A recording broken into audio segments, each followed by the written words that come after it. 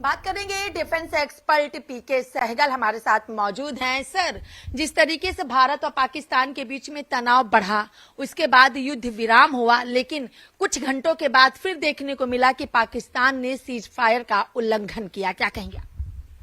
देखो, पाकिस्तान को साफ तौर पर नजर आया कि हिंदुस्तान के सामने टिक नहीं सकता, ह्यूमिलिएशन की तरफ बढ़ रहा है, भागा गया अमेरिका के पास में कि किसी तरीके से हिंदुस्तान से बचाओ। नवाज शरीफ ने भी अपने भाई को कहा, पाकिस्तान को अगर टूटने से बचाना चाहते हो तो हिंदुस्तान के साथ बातचीत करो।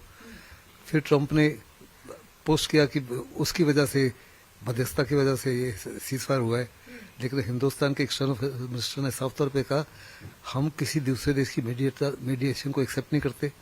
ये केवल और केवल बातचीत हिंदुस्तान और पाकिस्तान के बीच में हुई है। उनके डीजीएमओ ने पहल की, 3:35 पर हमको रिंग किया और ये फैसला हुआ कि दोनों देश जो है air, land and sea operation को बंद करेंगे। तो हमने उसी के तहत बंद कर दिया, लेकिन अपनी फौजों को साफ तौर पे कहा कि हर प्रकार से सतर्क रहिए, क्योंकि उनको शक था कि पाकिस्तान जो है बैक स्टेप कर सकता है। और वही एग्जैक्टली हुआ। 3 घंटे के बाद में पाकिस्तान ने बड़े पैमाने पर जम्मू कश्मीर में सीज फायर का वायलेशन किया, पंजाब में वायलेशन किया, राजस्थान में किया, और उसके बाद हिंदुस्तान ने जवाबी कार्रवाई की और काफी से ज्यादा पनिश किया पाकिस्तान को, लेकिन रिस्पॉन्सिबली। अभी रात के 11 बजे के बाद में पाकिस्तान की तरफ से कोई युद्ध का सीज फायर का वायलेशन नहीं हुआ। कंगाल पाकिस्तान जो है वो साफ तौर पे दुनिया के पास भगा है, एक कि हिंदुस्तान से मेरे को बचाओ और दूसरा मुझे पैसा दो। हिंदुस्तान ने इस दौरान जो 100 घंटे की लड़ाई तकरीबन हुई, पाकिस्तान के सारे 6 जो मुख्य एयरबेसेस हैं और 3 एयरबेसेस जो है पीओके में, उनको बुरी तरह से नष्ट कर दिया है। उसके एयर डिफेंस को कम्प्लीटली वाइप आउट कर दिया है। पाकिस्तान के पास जो एयर डिफेंस इक्विपमेंट था चाइना का, वो या तो बेकार निकला या एन मौके पे उसने लेट डाउन किया।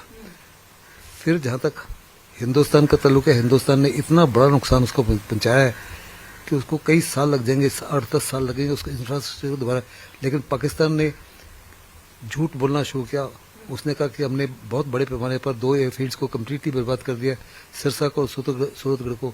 फिर कहा कि हमने S-400 जो है आदमपुर में लगी हुई है और ब्रह्मोस, उसको बर्बाद कर दिया। सर, लेकिन भारत ने कहा कि हम शांति चाहते हैं, लेकिन सुरक्षा के साथ समझौता नहीं चाहते हैं। पाकिस्तान पर भरोसा किया, युद्ध विराम की बातें की। पाकिस्तान है भरोसे के लायक? क्या लग रहा है आपको कि पाकिस्तान क्या जिस तरीके से बीती रात सीज फायर का उल्लंघन किया, आगे नहीं करेगा? क्या 12 तारीख तक की बातचीत के लिए वो रुक सकेगा? और क्या भारत को पाकिस्तान के लगातार सीज फायर के उल्लंघन करने का खामियाजा कितना भुगतना पड़ सकता है? पाकिस्तान को भुगतना पड़ेगा, भारत को नहीं, क्योंकि भारत ने साफ तौर पे कह दिया है कि आइंदा आपकी तरफ से किसी प्रकार की कोई भी गलत टेररिज्म की हरकत हुई तो हम उसको एक किस्म से एक्ट ऑफ वॉर समझेंगे और उसी की तरह कार्रवाई करेंगे जो भी हम कर रहे हैं। और ये मैसेज हिंदुस्तान हिंदुस्तान ने अपने ऑडियंस को भी दिया, पाकिस्तान को भी दिया, इंटरनेशनल ऑडियंस को भी दिया, और अमेरिका ने इसको एक्सेप्ट किया है। साथ ही साथ हिंदुस्तान ने कहा कि अगर आपने दोबारा उल्लंघन किया तो हम आपको ऐसी मार मारेंगे जिससे आप उठ नहीं खड़े होगे।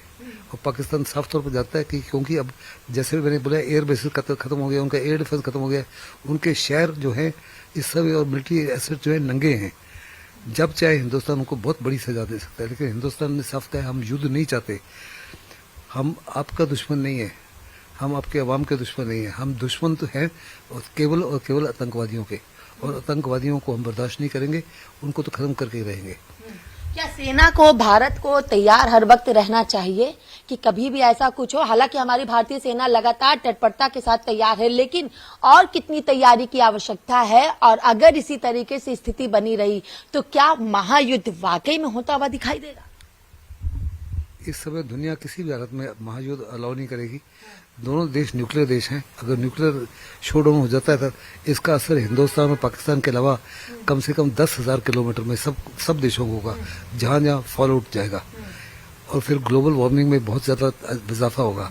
इसलिए दुनिया का कोई भी देश नहीं चाहता कि किसी प्रकार से ये युद्ध हो, ना इसको होने देंगे। और इसी को रोकने के लिए जबरदस्त प्रेशर पड़ रहा है पाकिस्तान के ऊपर अनेकों देशों से। जहां तक चाइना का रवैया, चाइना का साफ तौर पर जानते हैं कि उनका $65 बिलियन का जो सीपेक है वो तो खत्म हो गया। साथ ही साथ वो कह रहे हैं हम पाकिस्तान के साथ एब्सोल्युटली स्ट्रांगली खड़े हैं। अगर उनकी सॉवरेनिटी और टेरिटोरियल इंटीग्रिटी को वायलेट किया गया।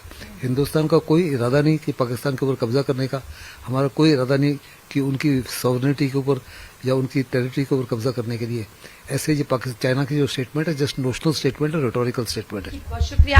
हमने बात की डिफेंस एक्सपर्ट पीके सहगल से। वीडियो जर्नलिस्ट अजीत के साथ मैं कंचन अरोड़ा, दिल्ली, हिंदी खबर।